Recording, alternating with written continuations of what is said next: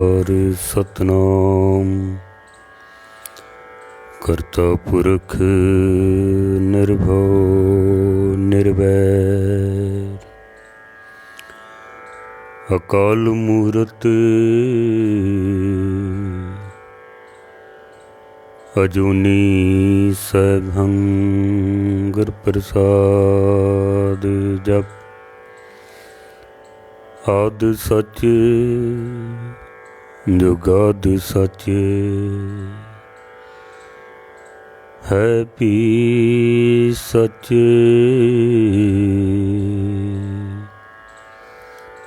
नानक होसी भी सच। डंडोत बंधन अनक बार सर्व कला समर्थ डोलन ते रखो प्रभु नानक दे कर हथ डोलन ते रखो प्रभु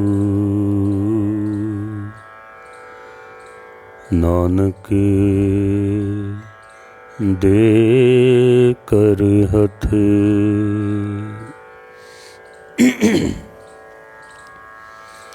परम सन्मान योग गुरु रूप सत्संग जीओ, कुछ समा गुरबाणी विचार आप जी नूं सरवण करा सकां उस तो पहले 10वें पातशाह की बख्शिश की हुई पावन पवित्र फतेह सनिमर प्रवान करनी। वाहिगुरू जी का खालसा वाहिगुरू जी की फतेह। विचार आप सरवण कर रहे हो गुरु ग्रंथ साहब महाराज दे विच आए होए जीव जंतुओं की विचार, जिस विच अज असी विचार सरवण कर रहे हैं। गुरु अर्जन देव जी महाराज ने सारंग राग दे विच एक शब्द दे विच सतगुरां ने जोक का जिक्र किया है। इस शब्द सारंग महला पंजवां सूरदास जी, इस सिरलेख दे हेठ गुरु ग्रंथ साहब महाराज दे अंदर दर्ज है। ये शब्द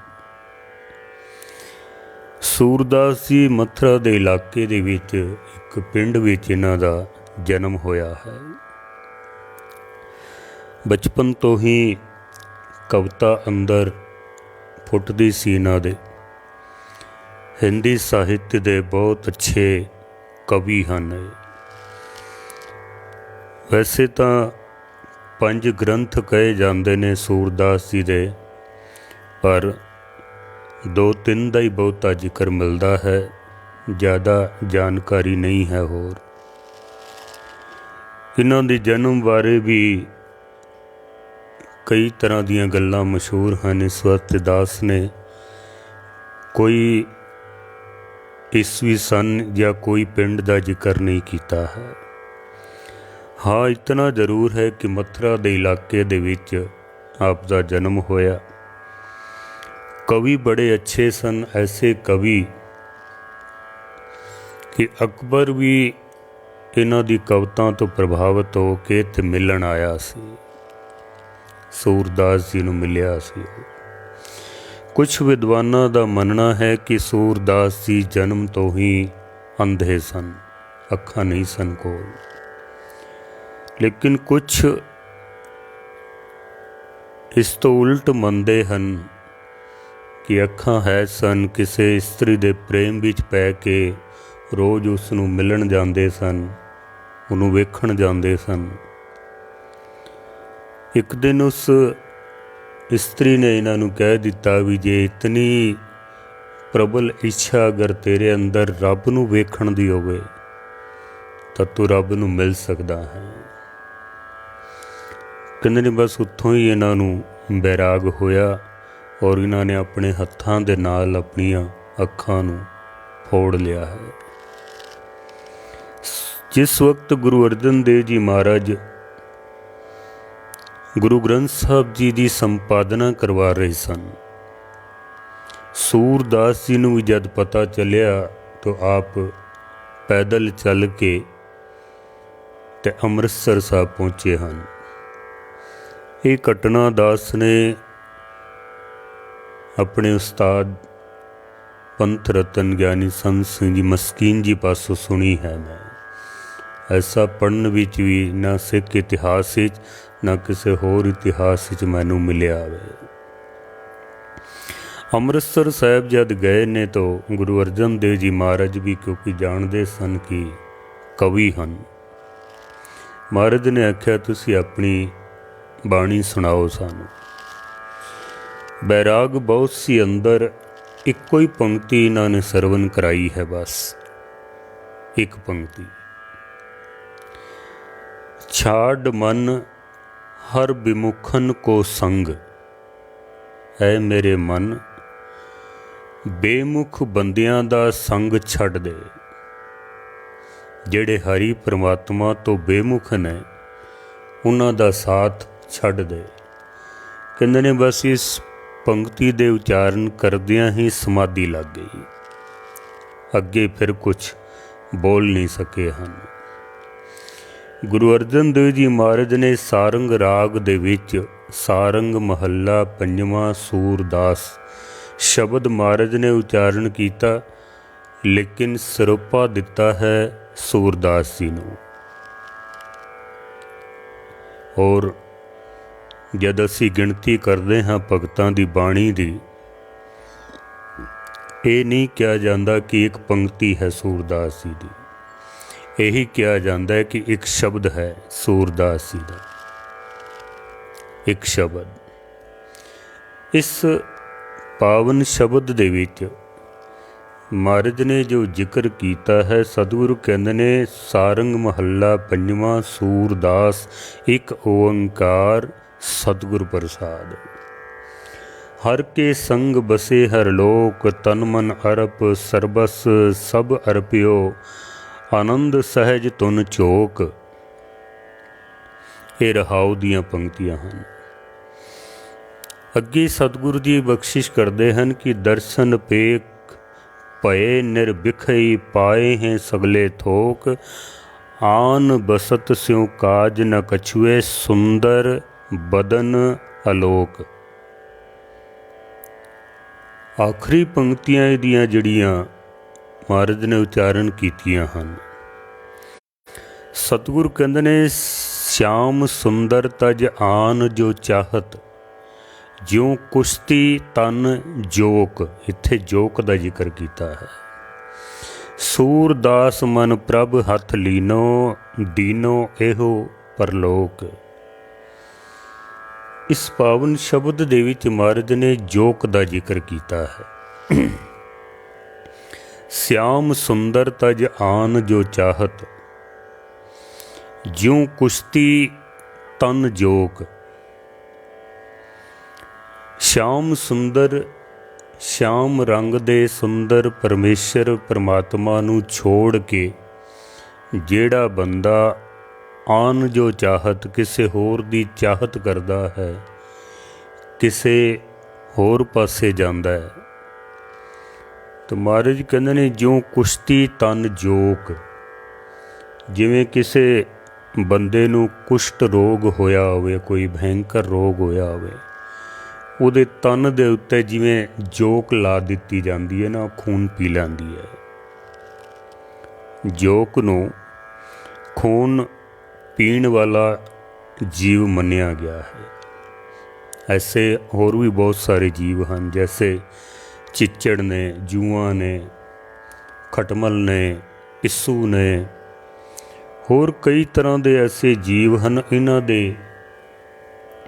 विच ही एक जीव है जोक, लंबा कोई 3-4 इंच लंबा ये जीव है। अक्सर नदियां दे विच, तालाब दे विच छोटे मोटे टोबियां दे विच जोक मिल जाती है, क्योंकि ये पानी दे विच रहन वाला जीव है। ये पानी विच रहन वाला। गिल्ली मिट्टी जिथे नमी होवे, बहुत मिट्टी गिल्ली होवे, उस गिल्ली जगह ते भी ये जोक रह लैंदी है, उत्थे भी मिल जाती है। जोकां कई प्रकार दियां, छोटी साइज, कोई वड्डी साइज, कोई काले रंग दी, कोई पूरे हल्के लाल रंग दी, इस तरह कई तरह दियां जोकां अलग अलग वातावरण के हिसाब नाल ये मिल जांदियां हन। खास करके इहदा भोजन सिर्फ खून पीना ही है बस, और या खून पींदी है तो या मिट्टी खांदी है, दो चीज़ां बस। ये सिर्फ मनुख दा ही खून नहीं पींदी है, ज़्यादातर ये पशुआं दा खून पींदी है। जिवें पानी दे विच रहन वाले जीव ने, मच्छियां ने, मेंढक ने, कछुए ने,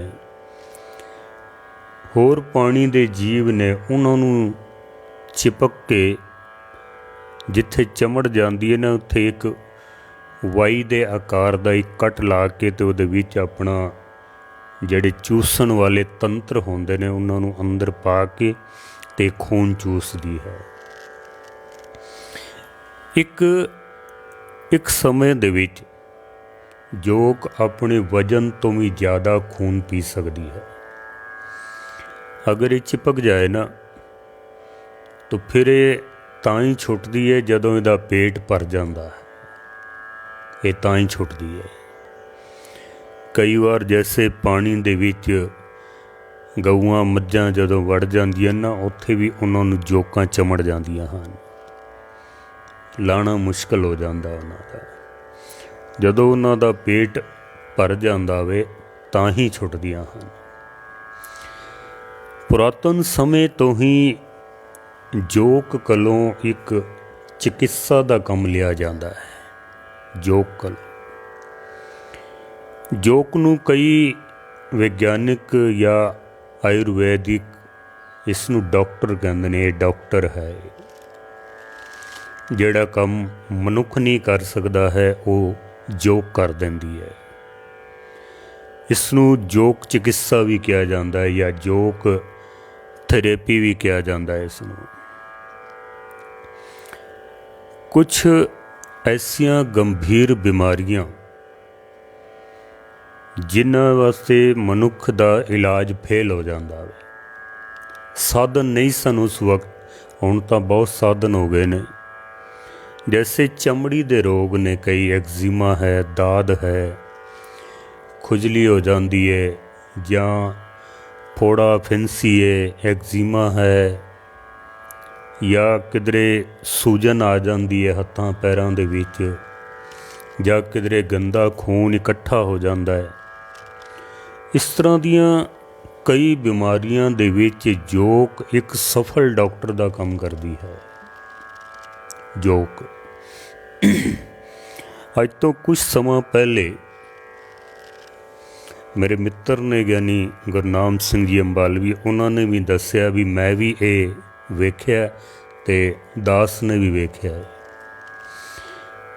पुराने समय दे विच अज तो कोई 30-35 साल पिछे चले जाइए ना, तो जड़े नीम हकीम कई इलाज करने वास्ते आते सन, उन्हां दे कोल जोकां होंदियां सन। पानी दे विच उन्हां ने जोकां रखियां होंदियां। किसी नूं इस तरह की अगर कोई बीमारी होवे, फोड़ा फिंसी है या एक्जिमा है, दाद खुजली है, या सूजन नहीं उतरती है पैरों की, उत्थे फिर वो जोक नूं चमोड़ देंदे सन। जोक नूं उत्थे ला देंदे, फिर वो उत्थे एक टक ला के ते खून चूस लैंदी सी। फोड़ा फिंसी दे विचों गंदा खून खिंच लेना, जख्म ठीक नहीं होंदे, उन्हां जख्मां नूं साफ कर देना, ये जोक दा काम, क्योंकि इहदा काम ही खून पीना है। हत्थां पैरां दे विचों जे सूजन नहीं उतरदी है, सूजन इस वास्ते आ जाती है कि ब्लड सर्कुलेशन रुक जाता है।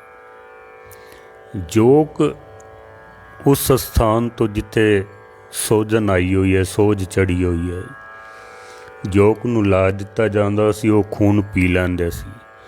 पुराना खून हटण तो बाद जब नवें खून का उत्थे संचार हुंदा है तो फिर हत्थां पैरां विचों सोजन उतर जाया करदी सी। एक्जिमा का कोई इलाज नहीं सी होंदा क्योंकि अंदर गंदा खून इकट्ठा हो जाता है, निकलदा नहीं है। जोकां वो खून पी के ते उस जगह नूं ठीक कर दिया करदियां सन। अजकल तो हुण होर भी बहुत सारे रिसर्च विग्यानकां ने, डॉक्टरां ने कीते ने, कई इलाज होण लग पे ने जिन्हों जोक थेरेपी का ही नाम दिता गया है। बस जोकां चमोड़ के ते इलाज करना है। सर्वाइकल तक का इलाज, जिन्हां दे वाल उड़ जाते ने, केस चढ़ जाते ने, उन्हां दे सिर ते जोक ला के उन्हां दे वाल फिर तो आउंदे होए देखे गए ने दोबारा तो। नैट दे उत्ते तुसी सारा कुछ देख सकते हो। तो इस जोक का कम ही ये है कि खून पीना। भाई साहब, भाई गुरदास जी ने भी इसका जिक्र किया है। भाई गुरदास कहते ने, जैसे जोक तोमरी लगाइयत रोगी तन, ऐंच लेत रुधर बृथा सम खसत है। रोगी दे तन दे उत्ते जदों जोक नूं चमोड़ दिता जाए ना तो गंदा खून पी लैंदी है, रोगी दा रोग दूर कर देंदी है। देखो, भावें खून पीण वाला जीव है, खून पींदा होवे, लेकिन किसी दा भला भी कर जांदा है। अज मनुख नूं जोक कलों कई तरह के इलाज मिलते पे ने। विग्यानिकां दा कहना है कि जदों जोक खून पींदी है ना, एक तरल पदार्थ मनुख दे अंदर छोड़ देंदी है। वो पदार्थ अंदर खून दे विच मिल के बंदे दे खून नूं लाभ पहुँचाता है, फायदा करता है। बंदे का खून जमदा नहीं है, उहदे नाल थक्के नहीं बनते हैं खून दे। जोक इतना कम करती है। गुरु गोबिंद सिंह महाराज सच्चे पातशाह ने भी जिक्र किया है कि कुछ जोकां मिट्टी खाण वालियां ने। दसमेश पिता ने महाराज कहंदे ने, कहाँ पयो पेड़ जो कसत शीस बृछन सो, माटी को पछैया बोल पूछ लीजे जोक सो। कई अन्न पानी नहीं ना खांदे हन, जिवें जोगी सन्यासी कई होर व्रत रख लैंदे हन। महाराज कहंदे ने भी इहदे नाल की हुंदा है, जे कोई जट्टां वधा लै या जट्टां नूं कट देवे तो क्या वो कोई ब्रह्म ज्ञानी तो नहीं ना बन जाता। कोई मिट्टी खा के गुजारा करता होवे, भोजन छोड़ देवे, फल पत्ते खा के गुजारा करता होवे, महाराज कहंदे ने जोक भी तो मिट्टी खा के गुजारा करदी है, वो कोई ब्रह्म ज्ञानी तो नहीं ना बन जाती है। सतगुरुओं ने दृष्टांत दिता है एक। गुरु अर्जन देव जी महाराज ने जो सूरदास जी नूं वे सरोपा दिता है, महाराज कहंदे ने, श्याम रंग रूप वाले परिपूर्ण परमात्मा नूं अगर छोड़ के कोई होर किसे पासे जांदा है, किसे पासे, कि अपने इष्ट परमेश्वर नूं छोड़ के अगर कोई किसी होर पासे जांदा है तो महाराज कहंदे ने इस तरह समझ लवो जैसे कोई जोक अमृतमयी परमेश्वर दा आनंद छोड़ के ते खून पींदी होवे, वो भी गंदा खून।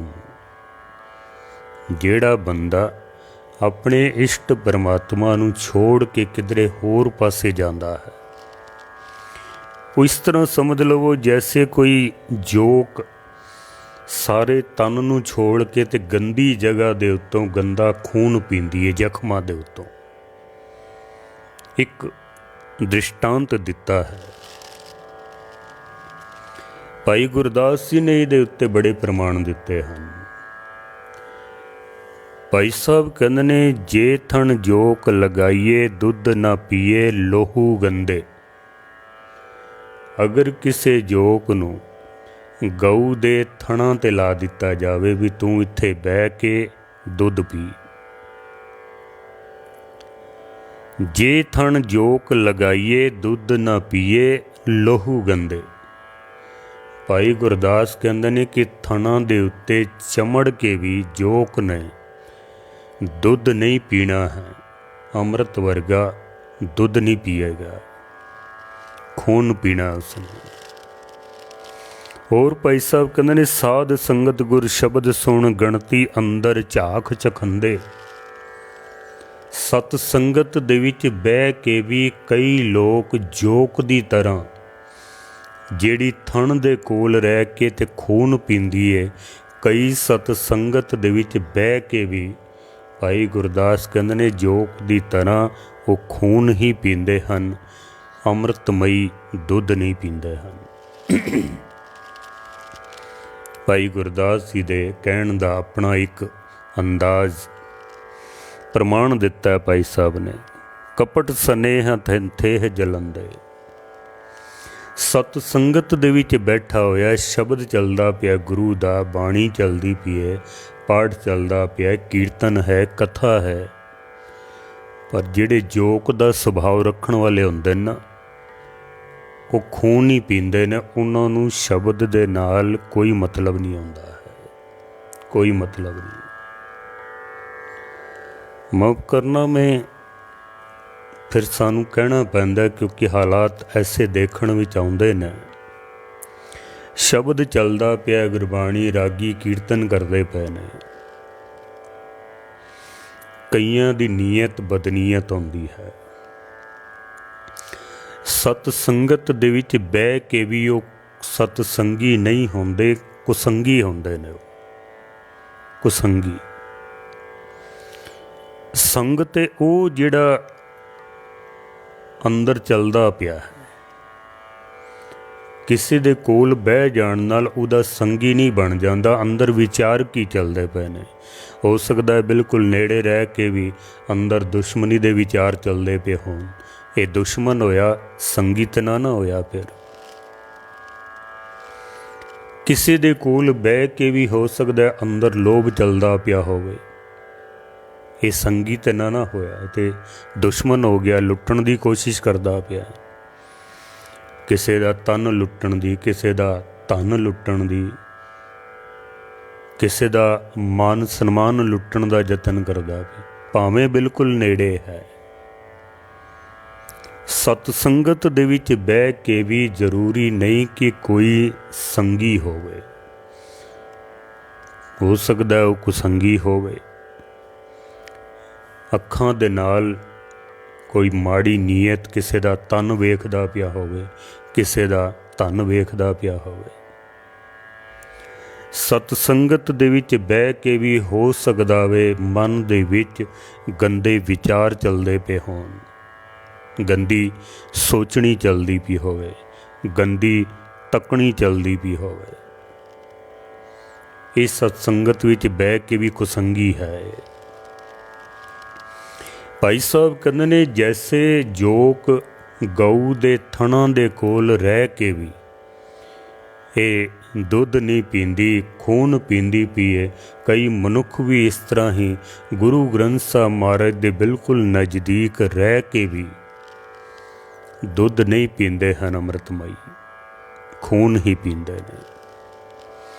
ਜੇ ਕਿਧਰੇ ਦੁੱਧ ਪੀਂਦੇ ਨਾ, ਗੁਰਸ਼ਬਦ ਰੂਪੀ, ਗੁਰਸ਼ਬਦ ਦੀ ਵਿਚਾਰ ਰੂਪੀ ਗੁਰਬਾਣੀ ਦਾ ਅਧਿਐਨ ਕਰਦੇ, ਗੁਰਬਾਣੀ ਹਿਰਦੇ ਵਿੱਚ ਵਸਾਉਂਦੇ, तो जितने आज रागी ग्रंथी पाठी सेवादार प्रबंधक, क्या ये सारे ब्रह्म ज्ञानी ना बन जाते जे किधरे दुध पींदे? तो मैं भी विच ही हाँ, मैं भी इसे लाइन विच हाँ। पर असी सतगुरां दे कोल रह के भी दुध पीण की कोशिश नहीं करते हैं। बाणी नाल ते साडा कोई संबंध ही नहीं होंदा। कोई मतलब ही नहीं होंदा। कोई विरले होंदे ने जिहड़े पूरा आनंद लैंदे हन कथा दा, कीर्तन दा, सेवा दा, पाठ दा, अरदास दा, हुक्मनामे दा। अज देखो ना तुसी व्हाट्सएप ते कितने हुक्मनामे आ रहे हैं हर जगह तो, छोटे तो छोटे गुरुद्वारे तो भी हुक्मनामे आते पे ने, पर वो सिर्फ हुक्मनामा सेंड करते हैं, एक दूजे नूं भेजना है, आप नहीं पढ़ना है। आप भावें 2 पंक्तियां भी ना पढ़दा होवे पर दूजे नूं भेजना में, बस सोचते ने इसे नाल ही असीं ब्रह्म ज्ञानी हो जाना वा, बस इसे नाल ही। नेड़े रह के भी असी आनंद नहीं लै पाते हाँ। भाई गुरदास जी कहते हैं कि मान सर पर जो बैठाइए ले जाए बग, मुक्ता अमोल तज मीन बीन खात है। मान सरोवर दे उत्ते अगर किसी बगले नूं बिठा दिता जाए तो उन्होंने कहा जाए कि इत्थों मोती खा, सुच्चे मोती। भाई साहब कहते ने वो सुच्चे मोती नहीं खा सकता है, उन्हें डड्डू, मच्छियाँ, कीड़े मकोड़े यही कुछ खाना है, बस उत्थे रह गए। दूसरी पंक्ति दे विच भाई साहब कहते ने अस्तन पान करबे को जो लगाइए जोक, पियत न पे ले लोहू अचए अघात है। अस्तन पान करबे को जे दुध पीण वास्ते जोक नूं गऊ दे थणा ते ला दिता जाए, भाई साहब कहते ने दुध नहीं पिएगी, खून पिएगी है।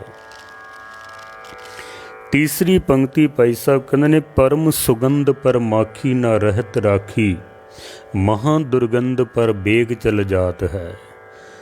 किसे मक्खी नूं आख्या जाए भी तू सुगंध दे उत्ते बह, एक पासे फुल रखे होण, एक पासे गंदगी रखी होवे, भाई साहब कहते ने मक्खी ने गंदगी ते बहना, फुल्लां दे उत्ते नहीं बहेगी है, फुल्लां ते नहीं बैठेगी।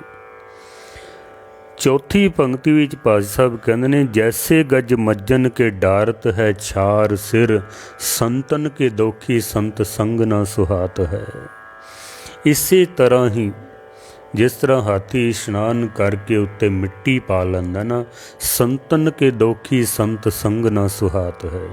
इसी तरह ही सतपुरुषां दे जिहड़े दोखी हुंदे ना, वो नाल रह के दोख ही कमांदे ने, संतां दे संग दा आनंद नहीं लैंदे। गुरु कोल रह के भी आनंद नहीं लै सकदे हन। तो महाराज इत्थे बख्शिश करते हैं कि श्याम सुंदर तज आन जो चाहत, जो कुश्ती तन जोक। जिवें किसे कुश्ती दे तन दे उत्ते जोक ला दिती होवे, गुरु दे नेड़े रह के भी जेड़ा शब्द रूपी दुध ना पी सके, महाराज कहंदे ने वो जोक दी तरह है। जां गुरु ग्रंथ साहब महाराज नूं त्याग के जेड़ा होर किसे पासे जांदा पिया वे, किधरे होर जांदा है, महाराज कहंदे ने ये जोक दी तरह है जो दुध नूं छोड़ के ते खून दी तरफ जांदा पिया, दुध नूं छड्ड के। कई बिल्कुल नेड़े रह के भी, गुरु घरां दे विच रह के भी गुर शब्द दा, सिक्खी मार्ग दा परम आनंद नहीं लै पाते हैं, होर पासे भटकते रहते हैं। कई होर पासे नाम ही जाते होण, गुरु ग्रंथ साहब महाराज की छत्र छाया विच ही रहते होण, तां भी महाराज कहंदे ने, भाई गुरदास कहंदे ने कि वो जोक वाला ही काम करता है, वो दुध नहीं पींदा, उन्हें खून ही पीना है, खून ही। क्योंकि वो चमड़े होंदे ने, जिवें जोक चमड़ जाती है ना जीवां नूं, गऊआं नूं चमड़ जाती है, मੱਝਾਂ नूं चमड़ जाती है, होर जानवरां नूं चमड़ जाती है, जां मनुख दा इलाज वास्ते जोक नूं चमोड़िया जांदा वे, कम उन्हां दा खून पीना हुंदा, बस खून पीना। कई इस तरह ही चमड़े होंदे ने गुरुद्वारियां नूं, माफ़ करना। कई गुरुद्वारिਆਂ ਨੂੰ ਚਮੜੇ ਹੁੰਦੇ ਨੇ ਬਿਲਕੁਲ ਜੋਕ ਦੀ ਤਰ੍ਹਾਂ, ਉਹਨਾਂ ਦਾ ਕੰਮ ਖੂਨ ਪੀਣਾ ਬਸ। ਉਹ ਕੋਈ ਬ੍ਰਹਮ ਗਿਆਨੀ ਜਾਂ ਕੋਈ ਮਹਾ ਸੇਵਾਦਾਰ ਨਹੀਂ ਹੁੰਦੇ, ਉਹ ਖੂਨ ਪੀਣ ਦਾ ਹੀ ਕੰਮ ਹੁੰਦਾ ਬਸ। ਚਮੜੇ ਹੁੰਦੇ ਨੇ ਕੁਰਸੀਆਂ ਨੂੰ, ਬਸ ਇਹ ਕੁਰਸੀ ਨਹੀਂ ਜਾਣੀ ਚਾਹੀਦੀ ਹੈ, ਖੂਨ ਪੀਣ ਵਾਲਾ ਹੀ ਕੰਮ ਹੈ। ਚਮੜੇ ਹੁੰਦੇ ਨੇ ਉਹ ਕੁਰਸੀਆਂ ਨੂੰ, ਚਮੜੇ ਹੁੰਦੇ ਨੇ ਗੋਲਕਾਂ ਨੂੰ, ਤੇ ਕੰਮ ਉਹਨਾਂ ਦਾ ਹੁੰਦਾ ਖੂਨ ਪੀਣ ਦਾ।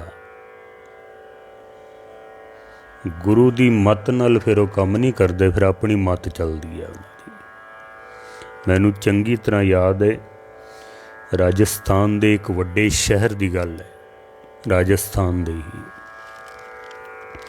ਮੇਰਾ ਕੋਈ ਕੰਮ ਸੀ, ਪਾਸਪੋਰਟ ਨਵਾਂ ਬਣਵਾਉਣਾ ਸੀ। ਮੈਂ ਬੜਾ ਵੱਡਾ ਗੁਰਦੁਆਰਾ, ਇੱਕ ਬਹੁਤ ਸਾਰੇ ਕਮਰੇ, ਬੜੀ ਖੁੱਲ੍ਹੀ ਜਗ੍ਹਾ, ਮੈਂ ਨਾਮ ਨਹੀਂ ਲੈਣਾ। ਕੋਈ ਸ਼ਾਮ ਦਾ ਵਕਤ ਸੀ, ਮੈਂ ਚਲਾ ਗਿਆ ਉੱਥੇ ਕਿ ਚਲੋ ਇੱਕ ਰਾਤ ਰੁਕਣਾ, ਸਵੇਰੇ ਕਥਾ ਦੀ ਹਾਜ਼ਰੀ ਭਰ ਲਾਂਗੇ। ਦਫ਼ਤਰ ਵਿੱਚ ਕੰਮ ਹੈ, ਕੰਮ ਕਰਕੇ ਰਾਤ ਨੂੰ ਮੈਂ ਵਾਪਸ ਆ ਜਾਣਾ ਸੀ। ਮੈਂ ਉੱਥੇ ਗਿਆ, ਕਿਸੇ ਨੂੰ ਕਹਿ ਕੇ ਮੈਂ ਕਮਰਾ ਲੈ ਲਿਆ ਉੱਥੇ। ਜਿਸ ਵੇਲੇ ਰਾਤ ਪਈ, ਕੋਈ 8 8:30 ਵਜੇ ਨੇ, ਪ੍ਰਧਾਨ ਤੇ ਨਾਲ ਇੱਕ ਹੋਰ ਬੰਦਾ ਸੀ, ਸ਼ਾਇਦ ਖਜ਼ਾਨਚੀ ਸੀ, ਉਹ ਦੋਨੋਂ ਜਣੇ ਆ ਗਏ। ਤੁਹਾਨੂੰ ਇੱਥੇ ਕਮਰਾ ਕਿਹਨੇ ਦਿੱਤਾ ਵੇ? ਮੈਂ ਕਿਹਾ ਮੈਂ ਫਲਾਣੇ ਭਾਈ ਸਾਹਿਬ ਨਾਲ ਗੱਲ ਕੀਤੀ ਤੇ ਕਮਰਾ ਲਿਆ ਵੇ, ਕੱਲ੍ਹ ਮੈਂ ਚਲੇ ਜਾਣਾ ਵੇ, ਸਵੇਰੇ ਕਥਾ ਦੀ ਹਾਜ਼ਰੀ ਵੀ ਭਰ ਲਵਾਂਗਾ ਜੇ ਕਹੋਗੇ ਤਾਂ। ਕਹਿੰਦੇ ਨਹੀਂ, ਕਥਾ ਦਾ ਕੋਈ ਟਾਈਮ ਨਹੀਂ ਇੱਥੇ, ਅਸੀਂ ਟਾਈਮ ਨਹੀਂ ਦਿੰਦੇ ਕਿਸੇ ਨੂੰ ਵੀ। ਮੈਂ ਕਿਹਾ ਕੋਈ ਗੱਲ ਨਹੀਂ, ਮੈਂ ਆਪਣਾ ਕੰਮ ਕਰਨਾ, ਕਰਕੇ ਚਲਿਆ ਜਾਵਾਂਗਾ। ਕਹਿੰਦੇ ਨਹੀਂ, ਇੱਥੇ ਕਮਰਾ ਕੋਈ ਹੈ ਹੀ ਨਹੀਂ ਖਾਲੀ, ਜਦ ਕਿ ਕਮ ਸੇ ਕਮ 20-25 ਕਮਰੇ ਉੱਥੇ ਬਣੇ ਹੋਏ ਨੇ। ਮੈਂ ਕਿਹਾ ਮੈਂ ਕੱਲ੍ਹ ਚਲਾ ਜਾਣਾ, ਮੇਰਾ ਥੋੜ੍ਹਾ ਦਫ਼ਤਰ ਵਿੱਚ ਕੰਮ ਹੈ, ਨਹੀਂ ਤੁਸੀਂ ਇੱਥੇ ਨਹੀਂ ਰਹਿ ਸਕਦੇ ਹੋ। ਮੈਂ ਬਥੇਰਾ ਕਿਹਾ ਵੀ ਮੈਂ ਕਥਾਵਾਚਕ ਹਾਂ, ਕੋਟਾ ਤੋਂ ਆਇਆ ਵਾਂ, ਮਹਾਂਪੁਰਸ਼ ਬਾਬਾ ਲੱਖਾ ਸਿੰਘ ਜੀ ਦਾ ਸੇਵਾਦਾਰ ਹਾਂ, ਮੈਂ ਕਥਾ ਕਰਦਾ, ਤੁਸੀਂ ਕੁਛ ਵੀ ਹੋ, ਮੈਨੂੰ ਉਹਦੇ ਨਾਲ ਕੋਈ ਮਤਲਬ ਨਹੀਂ ਹੈ, ਤੁਸੀਂ ਕਮਰਾ ਖਾਲੀ ਕਰੋ ਬਸ। ਮੈਂ ਕਿਹਾ ਗੁਰਦੁਆਰੇ ਬਣਾਏ ਕਿਸ ਵਾਸਤੇ ਸਨ ਵੀ ਕੋਈ ਰਾਹਗੀਰ ਆਵੇ ਜਾਵੇ, ਉਹਨੂੰ ਲੰਗਰ ਮਿਲੇ, ਉਹਨੂੰ ਪ੍ਰਸ਼ਾਦਾ ਮਿਲੇ। ਨਹੀਂ ਤੁਸੀਂ ਹੁਣੇ ਹੀ ਖਾਲੀ ਕਰੋ ਕਮਰਾ। ਮੈਂ ਕਿਹਾ ਤੁਸੀਂ ਚਾਰਜ ਲੈ ਲਓ, ਜਿਤਨਾ ਲੈਂਦੇ ਹੋ ਮੈਂ ਪੈਸੇ ਦੇ ਦੇਣਾ ਵਾ, ਸਾਡੇ ਸਾਰੇ ਕਮਰੇ ਬੁੱਕ ਨੇ, ਤੁਸੀਂ ਖਾਲੀ ਕਰੋ ਇਹਨੂੰ। ਰਾਤ ਦੇ ਸਮੇਂ 8:30 ਵਜੇ ਮੈਨੂੰ ਉਸੇ ਵਕਤ ਕਮਰਾ ਖਾਲੀ ਕਰਨਾ ਪਿਆ। ਹੁਣ ਇਸ ਨੂੰ ਕੀ ਕਹਾਂਗੇ ਅਸੀਂ? ਚਮੜੇ ਹੋਏ ਨੇ, ਕਰਦੇ ਕੀ ਪਏ ਨੇ? ਖੂਨ ਪੀਣਾ। ਦੁੱਧ ਤੇ ਨਹੀਂ ਨਾ ਪੀਂਦੇ ਪਏ। ਕੋਈ ਜਰਾ ਜੀ ਵੀ ਸਿੱਖੀ ਦਾ ਅਗਰ ਤਿਣਕਾ ਵੀ ਅੰਦਰ ਹੁੰਦਾ ਨਾ, ਇੱਕ ਕਿਣਕਾ ਵੀ ਹੁੰਦਾ, ਤਾਂ ਸ਼ਾਇਦ ਐਸੀ ਹਰਕਤ ਨਾ ਕਰਦਾ ਉਹ ਮੇਰੇ ਨਾਲ। ਇੱਕ ਹੋਰ ਜਗ੍ਹਾ 'ਤੇ ਮੈਂ ਦੇਖਿਆ, ਇੱਕ ਸਵੇਰੇ ਕਥਾ ਕਰਕੇ ਜਦੋਂ ਵਿਹਲੇ ਹੋਏ, ਰਾਗੀ ਸਿੰਘ ਦਰਬਾਰ ਵਿੱਚ ਅੰਦਰ ਖੜਾ ਸੀ। ਮੈਂ ਕਿਹਾ ਭਾਈ ਸਾਹਿਬ ਚਲੋ ਕਮਰੇ ਚਲੀਏ। ਕਹਿੰਦੇ ਨਹੀਂ ਰੁਕ ਜਾਓ, ਥੋੜ੍ਹਾ ਜਿਹਾ ਕੰਮ ਹੈ। ਮੈਂ ਕਿਹਾ ਕੀ ਕੰਮ ਹੈ? ਹੱਸਣ ਲੱਗ ਪਿਆ, ਕਹਿੰਦਾ ਇਹ 10 ਰੁਪਈਏ ਮੈਂ ਜਮ੍ਹਾਂ ਕਰਾਉਣੇ ਨੇ। ਮੈਂ ਕਿਹਾ ਕਿਉਂ, ਕਿਸ ਗੱਲ ਦੇ? ਕਹਿੰਦਾ ਅੱਜ 20 ਰੁਪਈਏ ਆਏ ਨੇ ਟੋਕਰੀ ਦੇ ਵਿੱਚ, ਤੇ ਅੱਧ ਦੇਣਾ ਪੈਂਦਾ ਗੁਰਦੁਆਰੇ। ਅੱਜ ਅੱਧੇ ਪੈਸੇ ਗੁਰਦੁਆਰੇ ਨੂੰ ਜਮ੍ਹਾਂ ਕਰਾਉਣੇ ਨੇ। 3 ਬੰਦੇ 20 ਰੁਪਈਏ ਆਏ ਨੇ, 10 ਰੁਪਈਏ ਗੁਰਦੁਆਰੇ ਵਾਪਸ ਜਮ੍ਹਾਂ ਕਰਾਉਣੇ ਨੇ। ਇਹ ਗੁਰੂ ਦੀ ਮੱਤ ਤੇ ਨਹੀਂ ਹੋ ਸਕਦੀ ਹੈ। ਤੇ ਜਿਹੜੇ ਇਹ ਹਰਕਤਾਂ ਕਰਦੇ ਪਏ ਨੇ, ਕਿਆ ऐसा नहीं किया जा सकता कि अस्तनपान करबे को जो लगाइए जोक, पियत ना पे ले लोहू अचे अघात है। दुध ते नहीं ना पींदे पे, खून ही पींदे पे ने ना। कम ते खून पीण वाला ही है ना। खैर महाराज सच्चे पातशाह कहंदे ने गुरु ग्रंथ साहब महाराज नूं अपने इष्ट नूं त्याग के जे कोई होर किसे पासे जाता है। तो सतगुरु कहते हैं कि वो इस तरह समझ लवो जैसे कोई जोक है जो दुध नूं छोड़ के ते किसे होर पासे जांदी पई खून पीण वास्ते, दुध नूं छोड़ के। अज अगर असी अपनी जमात दे विच झात मार के देखिए, गुरु ग्रंथ साहब महाराज नूं त्याग के अज कित्थे कित्थे नहीं भटकदे हन। हुण तां बहुता देखण विच आया इतवारीए सिख रह गए ने, बस इतवार। सोमवार किधरे शिव जी कोल, मंगलवार हनुमान, बुधवार गणेश जी कोल, वीरवार किधरे मड़ी मसाण ते, शुक्रवार कोई संतोषी माता ते, शनिवार शनीश्वर नूं तेल चढ़ाते पैन ते ऐतवार गुरुद्वारे समाधि ला के बैठे ने और बड़ा अपने आप नूं गुरमुख समझते हैं। महाराज कहते हैं कि कसम छोड़ दूजे लगे डूबे सेवण जा रहा। अपने खसम नूं छोड़ के जिहड़ा होर किधरे जांदा पिया वे, डूबे सेवण जा रहा, ये डुबेगा, ये पार नहीं हो सकता है। कई पत्थरां दे पुजारी बने पे ने, कोई दरख्तां दे पुजारी बने पे ने, कई मनुखां दे पुजारी बने पे ने, कई देवी देवतियां दे पुजारी बने पे ने। एक अकाल पुरख वाहिगुरू नूं छोड़ के होर पता नहीं कित्थे कित्थे लोग भटकदे पए हन। गुरु गोबिंद सिंह महाराज कहंदे ने, काहू ले पाहन पूज तरियो सिर, काहू ले लिंग गरे लटकायो, काहू लख्यो हर अवाची दिशा में, काहू पछाव को शीस निवायो, को बुतान को पूजत हैं पस, को मृतान को पूजन तायो, कूर क्रिया उर्जो सब ही जग, श्री भगवान को भेद न पायो। कई तरह के कर्म कांडां दे विच लोग फसे हुए ने, दरख्तां नूं पूजदे पे ने, पशुआं नूं पूजदे पे ने, मनुखां दी पूजा होंदी पई है, देवी देवतावां दी पूजा होंदी पई है। महाराज कहंदे ने, कूर क्रिया और जो सब ही जग, श्री भगवान को भेद ना पायो। परमेश्वर दा भेद कदी पा नहीं सकणगे। जन्म साखी दे बोल ने, जन्म साखी, चेतन हो के जड़ को माने, सो दुख पावे दो ही जहाने। चेतन हो के एक मनुख हो के ते पत्थरां दी पूजा करदा पिया वे, सो दुख पावे दो ही जहाने। ये दोनों ही जहानां दे विच दुख पाएगा, इत्थे भी दुख पाएगा ते अगे भी दुख पाएगा। ये कदी सुखी नहीं हो सकता है। एक शायर दे बोल ने, वो कहंदा, जब हुस्न नहीं तो इश्क भी पैदा नहीं होता। जब हुस्न नहीं तो इश्क भी पैदा नहीं होता। जे हुस्न ना होवे तो इश्क पैदा नहीं हो सकता है। जितना सुंदर हुस्न होवेगा उतना ही अंदर इश्क पैदा होएगा। जितनी ज़्यादा सुंदरता होंदी है, बंदा अपने आप ही आकर्षित होंदा वे, अपने आप ही। पर बड़ी कमाल दी गल कीती है कि बुलबुल गुले दीवाल पर सैदा नहीं होता। पर जिहड़ी बुलबुल है ना, वो गुलाब दे फुल्लां ते ही गीत गांदी है। अगर प्लास्टिक दे फुल रख दिते जान, बुलबुल कदी भी उन्हां दे उत्ते गीत नहीं गांदी है। दीवार दे उत्ते भावें जितने मर्जी ये सुंदर फुल बना दिते जान, बुलबुल कदी भी उन्हां दे उत्ते गीत नहीं गांदी है। बुलबुल जद भी गीत गाएगी, कुदरती तौर ते जो असल फुल ने खुशबूदार, उन्हां दे उत्ते बह के हमेशा गीत गांदी है। इस शायर कहंदा भी बुलबुल नूं तां फिर भी अकल है कि असलीयत दे फुल्लां दे उत्ते बह के गीत गांदी है। मनुख ते ऐसा मूर्ख है जो दीवारां ते बने हुए चित्रां दी पूजा करके ते मत्था मारी जांदा है, पत्थरां दी पूजा करी जांदा जिहदे विच कोई चेतनता ही नहीं है। ਉਸ ਨੂੰ ਪੂਜਾ ਕਰੀ ਜਾਂਦਾ ਹੈ। ਤਸਵੀਰਾਂ ਨੂੰ ਮੱਥੇ 'ਤੇ ਟਿਕਦੇ ਹਨ।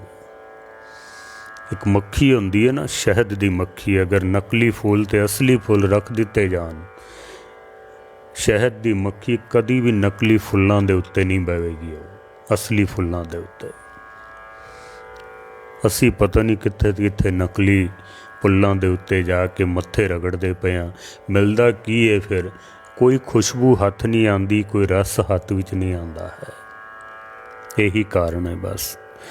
ਗੁਰੂ ਗੋਬਿੰਦ ਸਿੰਘ ਮਹਾਰਾਜ ਕਹਿੰਦੇ ਨੇ ਕਿ ਸਿੱਖ ਉਹ ਹੈ ਜੋ ਜਾਗਤ ਜੋਤ ਜਪੇ ਨਿਸਬਾਸਰ, ਏਕ ਬਿਨਾ ਮਨ ਨੇਕ ਨ ਆਨੇ, ਪੂਰਨ ਪ੍ਰੇਮ ਪ੍ਰਤੀਤ ਸਜੇ ਬ੍ਰਤ, ਗੋੜ ਮੜੀਮਟ ਭੂਲ ਨ ਮਾਨੇ, तीर्थ दान दया तप संजम, एक बिना न है एक पछाने, पूर्ण जोत जगे घट में तब खालस ताहे न खालस जाने।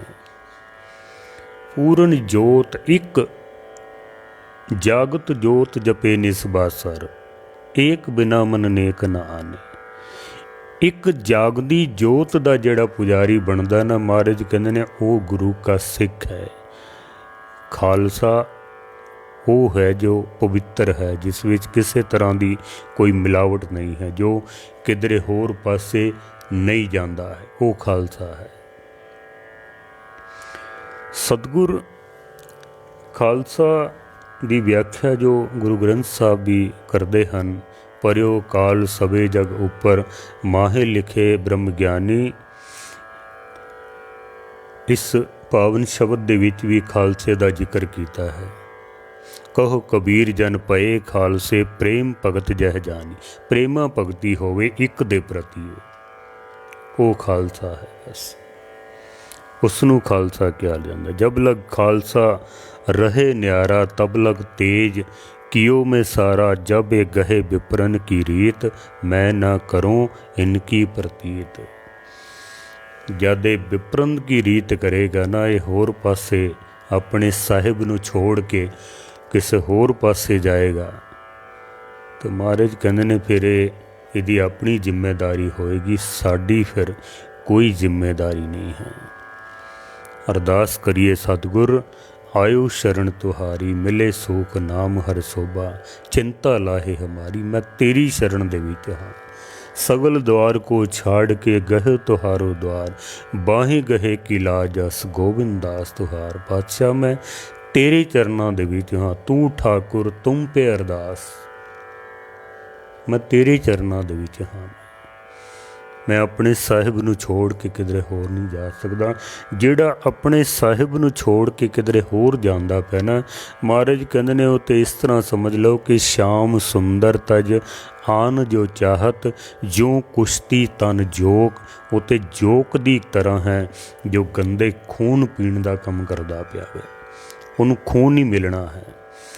जैसे बछरा बिछर परे आन गाए थन, दुग्ध ना पान करे मारत है लात की। एक बछड़ा अगर अपनी माँ नू छोड़ के किधरे होर चला जाए दुध पीण वास्ते, भाई गुरदास कहंदे ने उन्होंने लत पैनी है, उन्होंने कभी दुध नहीं मिल सकता है, उन्होंने लत ही पैनी है। तो गुरु अर्जन देव जी महाराज ने जो ये पावन शब्द सूरदास जी नूं ਸਰੂਪ वजों भेंट किया है, सतगुरु कहते ने सूरदास मन प्रभ हथ लीनो, दीनो एह परलोक। सूरदास का मन प्रभु ने अपने हाथ विच लै लिया। क्यों? क्योंकि सूरदास एक परमेश्वर नूं छोड़ के होर किधरे नहीं जाते हैं। जो एक दा बन जाता है ना, फिर गुरु भी उहदे उत्ते माण करता है, फिर गुरु भी माण करता है, फिर गुरु राखी करता है उसका।